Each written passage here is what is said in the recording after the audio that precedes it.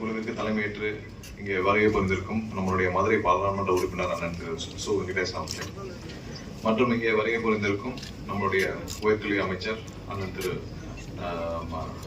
விஸ்வநாதன் அவர்களே மற்றும் இங்கே வருகை புரிந்திருக்கும் அனைத்து சட்டமன்ற மற்றும் பாராளுமன்ற உறுப்பினர்கள் மற்றும் அனைவருக்கும் என்னுடைய வணக்கத்தை தெரிவித்துக் கொள்கிறேன். இந்த ஒருங்கிணைப்பு கூட்டம் கண்டிப்பாக அனைத்து துறைகளுக்கும் சேர்த்து அனைவரும் சேர்ந்து மதுரை மாவட்டம் மற்றும் இதில் ஒன்றிய அரசு சார்ந்த திட்டங்களும் மற்றும் மாநில அரசு சார்ந்த திட்டங்கள் அனைத்தையும் செயல்படுத்தும் முறைகள் எவ்வாறு செயல்படுத்த வேண்டும், எப்படி செயல்படுத்த வேண்டும், என்னென்ன இப்போ ஆன்கோயிங் ப்ராஜெக்ட்ஸ் இருக்கு, இதுல என்னென்ன பிரச்சனைகள் இருக்கு, ஒவ்வொரு துறைகளுக்கும் சார்ந்த கோஆர்டினேஷன்ஸ் எப்படி இருக்கு அப்படின்ற அனைத்தையும் நம்ம இந்த கூட்டத்தில் விவாதிக்க உள்ளோம். இது மக்களுக்கு விரைவாக ஒவ்வொரு திட்டத்தையும் நம்ம கொண்டு போய் சேர்க்கிறது, ஒவ்வொரு திட்டத்தையும் விரைவாக முடிக்கும் வகையில் நம்ம செயல்படுத்த வேண்டும். அது இல்லாமல் ஒன்றிய அரசு சார்பாக கொடுக்கப்படும் திட்டங்கள் எப்படி செயல்படுது என்னன்னு சொல்லி நம்ம இதுல ஆய்வு செய்ய உள்ளோம். இதன் மூலமாக அனைத்து துறைகளும் உங்களுக்கு உள்ள ஒவ்வொரு துறைகளுக்கும் இருக்கிற பிரச்சனைகளை, அதில் உள்ள இடையூறுகளை நம்ம எல்லாம் இங்கே சரி செய்துவிட்டு ஒவ்வொரு வருஷம் நம்ம கொடுத்த என்ன டார்கெட்டுகளும் நம்ம ஒவ்வொரு திட்டங்களையும் முடிக்கணும், எப்படி செயல்படுத்தணும்னு சொல்றதை நம்ம விரைவாக செயல்படுத்தி முடிக்க வேண்டும். அதில் கண்டிப்பாக அனைவரும் ஒருங்கிணைந்து செயல்பட வேண்டும். ஏன்னா அதில் மக்கள் நலன் சார்ந்த விஷயங்கள் போன்ற முந்தைய காலகட்டங்களில் இருந்தவாறு எல்லாமே ரொம்ப குறிப்பிட்ட காலங்களுக்கும் முடிக்க வேண்டும் என்றால் அந்த குறிப்பிட்ட காலங்களுக்கும் அந்தந்த திட்டம் செயல்படுத்தி முடிக்க வேண்டும்.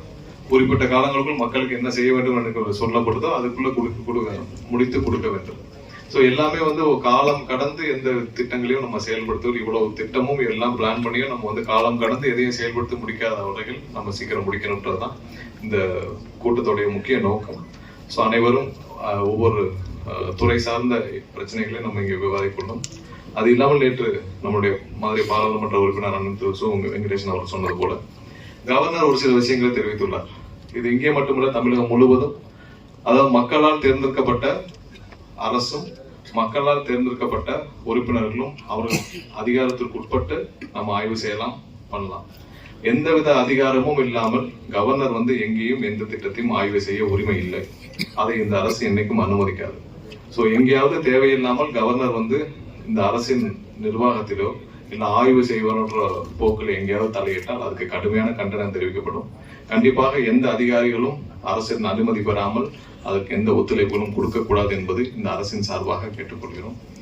கண்டிப்பா கவர்னர் மக்களால் தேர்ந்தெடுக்கப்பட்ட அரசு இருக்கும் பொழுது கவர்னர் தேவையில்லாமல் அவர் போய் ஆய்வு செய்யறதும் எங்கேயாவது தேவையில்லாமல் தலையிடுறதும் அது தேவையில்லாத குழப்பத்தை ஏற்படுத்தும். அவருக்கு அந்த அதிகாரம் கிடையாது.